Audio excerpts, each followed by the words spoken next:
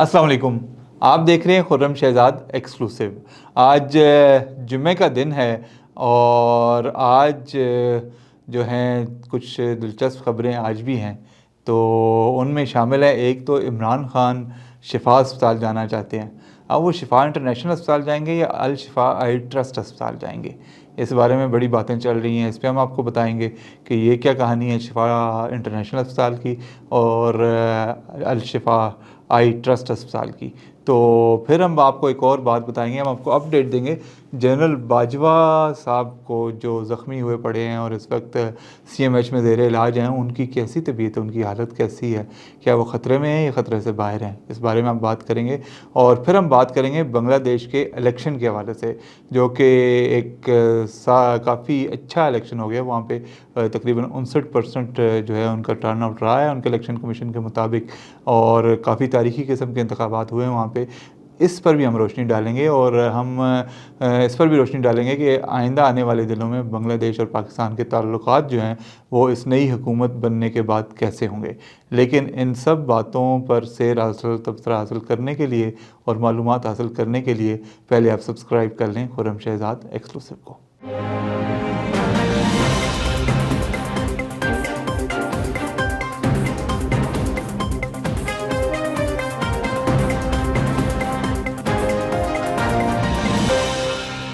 बातें चल रही हैं इमरान खान के साथ होने वाली डील की, जिसके इस वक्त कंफर्मेशन तो कहीं से नहीं हो रही, लेकिन इसके जो इशारे हैं वो सारे इसकी तस्दीक कर रहे हैं कि इमरान खान के साथ कुछ मामला तय पा गए हैं और उनको कम अज़ कम किसी अस्पताल ज़रूर मुंतकिल किया जा रहा है। और इस बारे में 2 अस्पतालों का नाम सामने आ रहा है, एक शिफा इंटरनेशनल अस्पताल का और एक अल शिफा ट्रस्ट आई अस्पताल का, जो कि रावलपिंडी में है। शिफा इंटरनेशनल अस्पताल का नाम इसलिए सामने आ रहा है कि इमरान खान की फैमिली और वकला ने कहा है कि, और पार्टी ने भी कहा है कि उनको फौरी तौर पर शिफा इंटरनेशनल अस्पताल मुंतकिल किया जाए, जहां पर उनकी आंखों का एक अच्छा इलाज किया जा सके, क्योंकि उनकी फैमिली के मुताबिक पिम्स अस्पताल में तसल्ली बख्श इलाज नहीं हो सकता। लेकिन इसके साथ साथ ही ये बातें भी चल रही हैं कि उनको जिस अस्पताल में मुंतकिल किया जाएगा, नाम तो होगा उसका शिफाई, लेकिन वो शिफा इंटरनेशनल अस्पताल नहीं, वो होगा अल शिफा आई ट्रस्ट अस्पताल, जो कि रावलपिंडी में है और GHQ के करीब है और कचहरी चौक के भी करीब है और कैंट के भी करीब है और DHA के भी करीब है, और उसके सरबराह भी आर्मी के रिटायर्ड जनरल हैं। तो वहाँ पे ये बताया जा रहा है कि ज़्यादा महफूज जगह इमरान खान को मुंतकिल करने की। एक तो वो ज़ाहिर है कुछ ना कुछ उसमें आर्मी का डिसिप्लिन है और वो रिटायर्ड जनरल साहब चला रहे हैं उस अस्पताल को, और दूसरा ये है कि वो आँखों का एक ऐसा मुस्तनद अस्पताल है जो सिर्फ आँखों का इलाज करता है, और आँखों के माहिरीन जो हैं वहाँ पे बहुत अच्छे हैं और बहुत अच्छा इलाज वो करते हैं। लेकिन दूसरी तरफ शिफा इंटरनेशनल अस्पताल की जो बात आ रही है वो इसलिए आ रही है कि वकला और इमरान खान के और उनकी फैमिली और उनकी पार्टी ये मुतालबा कर रही है कि उनको शिफा इंटरनेशनल अस्पताल में मुंतकिल किया जाए, क्योंकि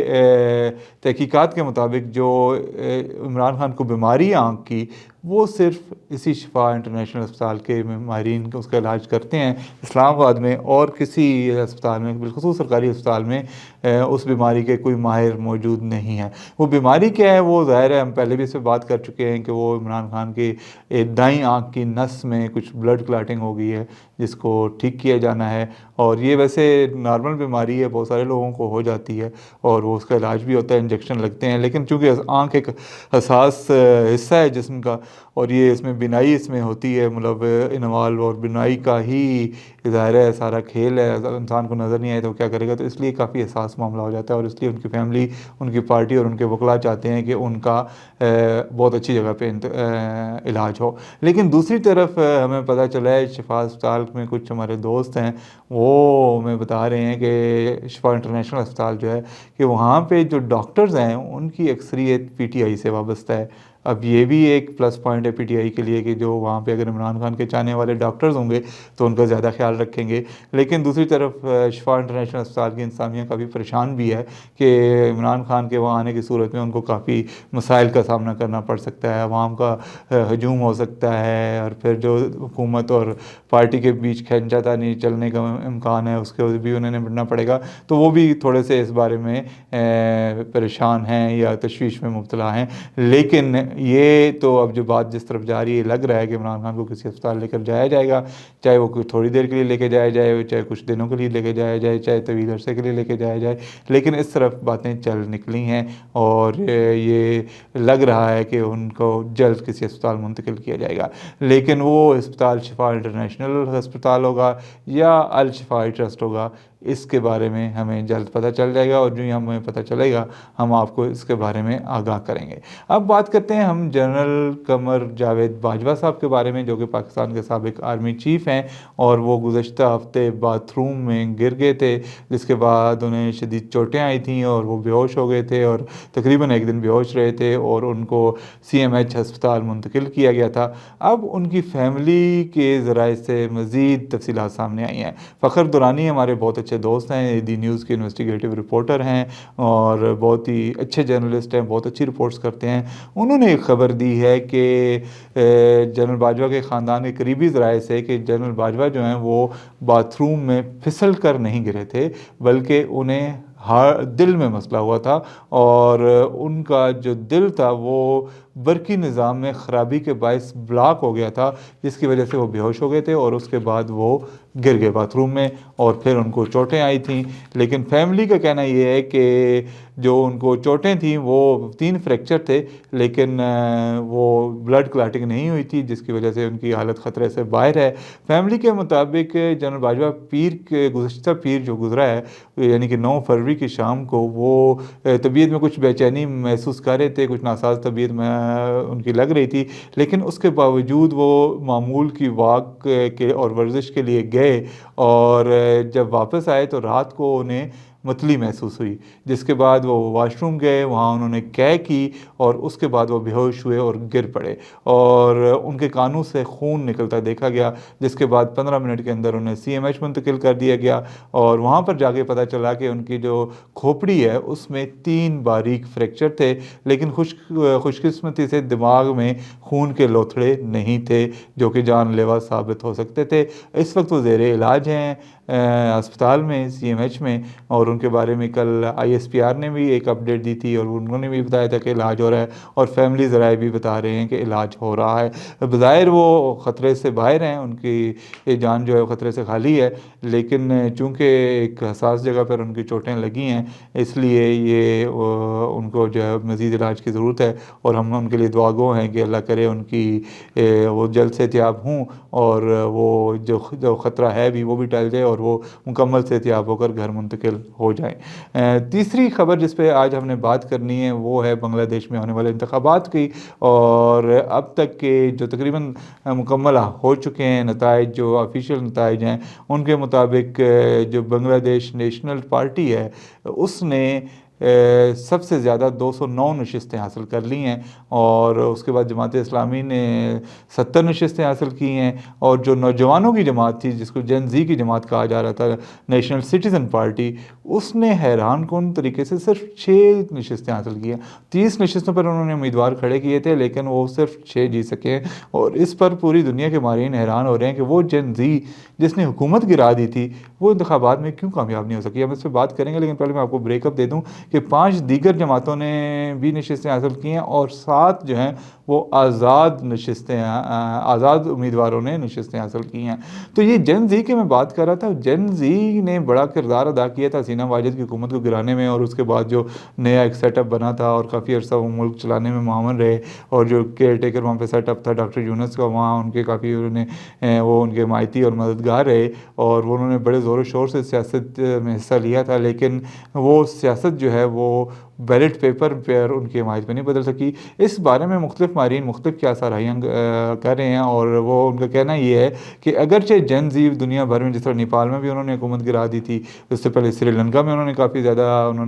احتجاج کیا تھا اور وہاں کے اس وقت کے سربراہ کو بھاگنے پر مجبور کر دیا تھا، پاکستان میں انہوں نے کافی مظاہروں میں PTI کی حمایت کی اور کافی اس میں کیا، لیکن کہیں بھی وہ مکمل طور پر حکومت حاصل کرنے میں ناکام رہے ہیں۔ اس کی وجہ یہ ہے کہ وہ شاید انتخابی انقلابی جو سیاست ہے اس کے بارے میں مکمل طور پر آگاہ نہیں ہوتے. پروٹیسٹ کرنا تو ایک سادہ سا طریقہ ہے, آپ اپنے لوگوں کو اکٹھے کرتے ہیں اور کہیں بھی جا کر آپ احتجاج شروع کر دیتے ہیں. لیکن جب آپ کو سیاست میں حصہ لینا ہوتا ہے اور لوگوں سے ووٹ حاصل کرنے ہوتے ہیں تو اس پہ آپ کو باقاعدہ کیمپیننگ کی ضرورت ہوتی ہے, باقاعدہ لوگوں کو جا کر کنونس کرنے کی ضرورت ہوتی ہے, اور ان کو طریقے آنے چاہیے جس طریقے سے وہ لوگوں کو کنونس کر کے ووٹ حاصل کر سکیں. تو اس قابل شاید ابھی دنیا میں کہیں بھی جن زی نہیں ہوئی, لیکن آہستہ آہستہ ہو جائے گی, اور پھر دیکھیں گے کہ وہ کیا کرتے ہیں. لیکن ابھی تک نہیں ہے. ابھی تک جو بنگلہ دیش کی صورتحال ہے اس کے مطابق جو بنگلہ دیش نیشنل پارٹی ہے اس کے سربراہ طارق رحمان, جو کہ سابق وزیر اعظم خالدہ ضیاء اور سابق آرمی چیف جنرل ضیاء الرحمان کے صاحبزادے ہیں, وہ حکومت بنانے جا رہے ہیں. 60 سال ان کی عمر ہے, اور ان کے بارے میں یہ کہا جاتا ہے کہ وہ ان پر کرپشن کے بہت زیادہ الزامات تھے, اور وہ کافی سال ملک سے باہر ہیں. تقریباً 20 سال وہ جلا وطنی میں انہوں نے گزارے ہیں ملک سے باہر. اور ابھی حال ہی میں جب حسینہ واجد کی حکومت ختم ہوئی تو اس کے بعد وہ ملک واپس آئے تھے, اور پھر اس کے بعد ابھی کچھ ہفتے پہلے ان کی والدہ کا انتقال ہو گیا, اور اب انہوں نے اپنی پارٹی کی قیادت سنبھالی ہے, اور اب وہ وزارت عظمیٰ کے لیے ان کا نام آ رہا ہے. اب ان کا یہ وزارت عظمیٰ تو یقیناً سنبھال لیں گے کچھ دنوں میں, لیکن اب ہم نے اس کو دیکھنا ہے کہ پاکستان کے تناظر میں طارق رحمان اور بی این پی کیسی رہے گی. بی این پی عوامی لیگ کے مقابلے میں پاکستان کے نسبت زیادہ قریب ہے اور پرو پاکستان جماعت ہے, اور ان کی والدہ جو طارق رحمان صاحب کی والدہ تھی خالدہ ضیاء, وہ بھی پرو پاکستان تھیں, اور کہا یہ جاتا ہے کہ ان کے والد ضیاء الرحمان وہ بھی بہت زیادہ پرو پاکستان تھے, اور وہ پاکستان ملٹری اکیڈمی کاکول کے تعلیم یافتہ اور تربیت یافتہ تھے. انہوں نے یہیں سے انہوں نے فوج میں کمیشن حاصل کیا تھا. بعد میں جب انہوں نے فوج کی کمان سنبھالی تو اس وقت بھی یہی سمجھا جاتا تھا کہ وہ پاکستان کے قریب ہے, اور یہ کہا جاتا ہے کہ ان کو مروانے میں جو ان کو قتل ہوا تھا اس میں انڈیا کا ہاتھ تھا, اور ان کو اسی لیے قتل کیا گیا تھا کہ وہ پاکستان کے قریب سمجھے جاتے تھے.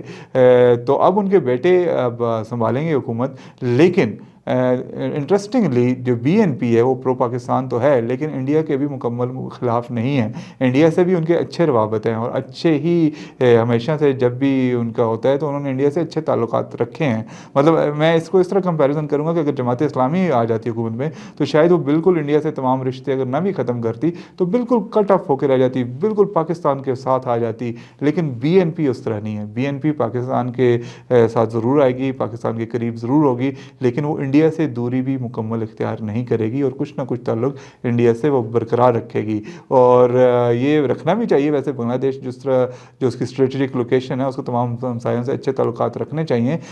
لیکن یہ ہے کہ جہاں پر پاکستان کا معاملہ آئے گا یقیناً ان کا جھکاؤ پاکستان کی طرف ہی ہوگا. لیکن اگر پاکستان میں کچھ لوگ یہ سمجھ رہے ہیں کہ حسینہ واجد کی حکومت ختم ہونے کے بعد اور طارق رحمان اور بی این پی کی حکومت آنے کے بعد پاکستان جو ہے مکمل طور پر ڈھاکہ میں اپنا اثر و رسوخ قائم کر لے گا, تو کافی حد تک قائم تو کر لے گا لیکن مکمل قائم نہیں کر سکتا. انڈیا کا کچھ نہ کچھ وہاں پہ